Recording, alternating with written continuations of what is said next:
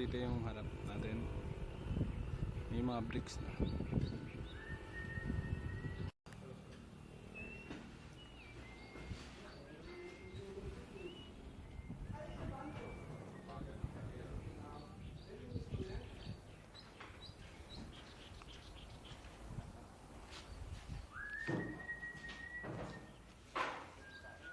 Ito yung sa kabilang unit.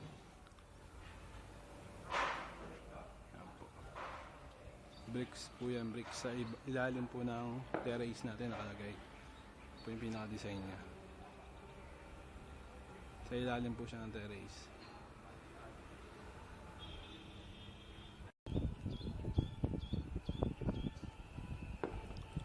Ayan po.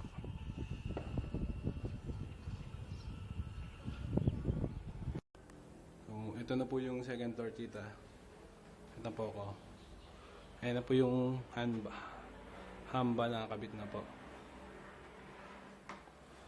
Hamba po ito ng flash door, ng pinto na po. So yung sinasabi po naming sarado na po yung wall. Sarado po ng kahoy po yan. Ayan po. Close po siya ng kahoy. Then pagdating po sa loob, ayan po yung rails. Yung bakal na lang po siya. Lalagyan po yan ng screen para po sa lamok. Pero pagdating po dito, close po siya sa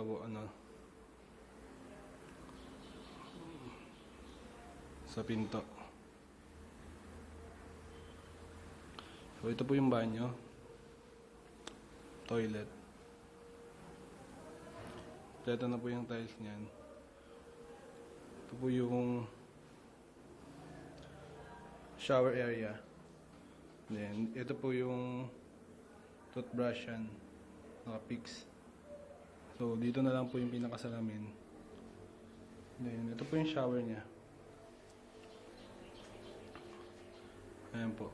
May hose na po siya kasi yung iba po nag-ano ng heater pala. Para po yung pag ibang may mag-heater po. Ayan po. Di-hose po ang kailangan. Yung tiles po ng floor, okay na po. Kompleto na po yung lahat. Ang kulang po dito yung ano na lang po.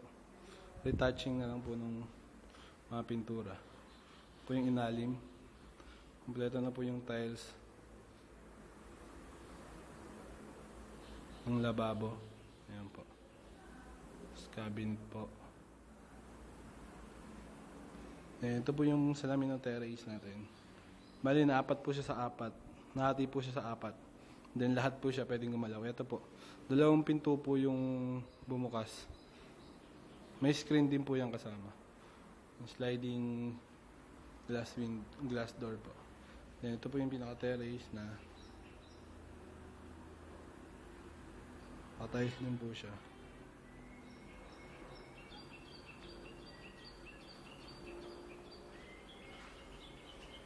Ayan.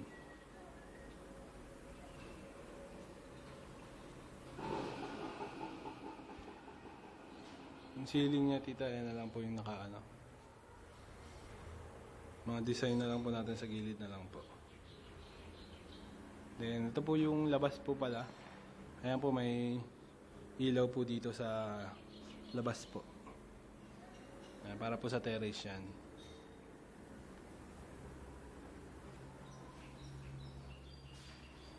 Ito po yung kwarto. Ayan po, may cabinet sila. Ayan. Ito po, malaking kwarto to eh. Ayan na po. Ayan po yung flooring ng kwarto. Bintana. Ayan po, ceiling.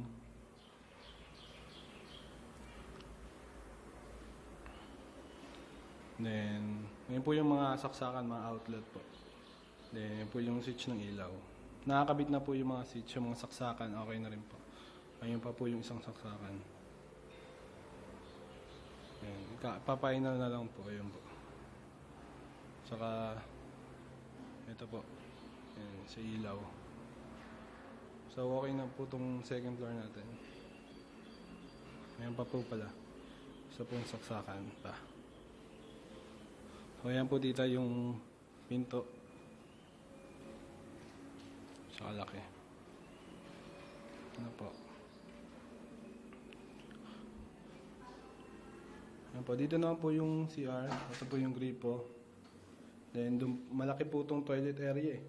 Pwede pong sumaway. Madaming tao po ang kasalo. Ito po yung drainage niya. Then ayan po yung bidet. Ayan, yung parang shower po sa panghugas po. Ayun po. May lalagyanan po yan, hindi pa po nakakabit. Pero yung ito po pinto, nakakabit na po. This week naman po, hagdan naman po yung tatapusin nila sa Monday. Ito po yung pintuan na po to ng ng second floor, gawa na po. Flash door po siya. Kakabit na lang po ito doon, tapos lalagyan po ng lock. Yan po, kahoy po yan. Dalawa po ito eh.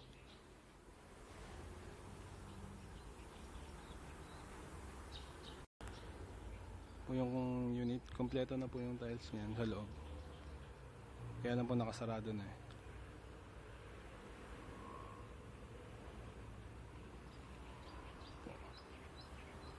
Ito na. Ayan po tita, may railings lang po na bakal. Ayan po tita, naglagay po tayo ng railings na bakal. Kasi po nagre-reklamo yung mga taga Ground Town. Baka daw po parkingan yung sisikip po yung daan. Kaya po nilagyan natin yan para po wala mag-parking. Bakal lang po siya. Instant bakod. Ito naman po sa dulo, kininaus na po talaga natin kasi po delikado po sa mga bata kapag may uupa po na may bata, kasi po yan, tulay po kagad, wala pong harang yung tulay nila eh. Bagsak po kagad sila sa creek, malalim po yung tubig niyan. So ito po magiging working area na po ng labahan, sampayan na po ng unit 9 tsaka unit 10. Then ito rin po tita, kagandahan na ito.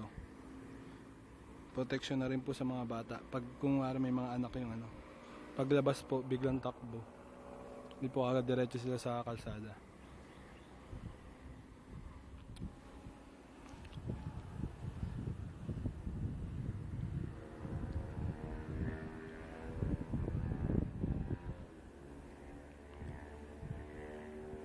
Hanggang doon lang naman po yan sa siyam na unit eh.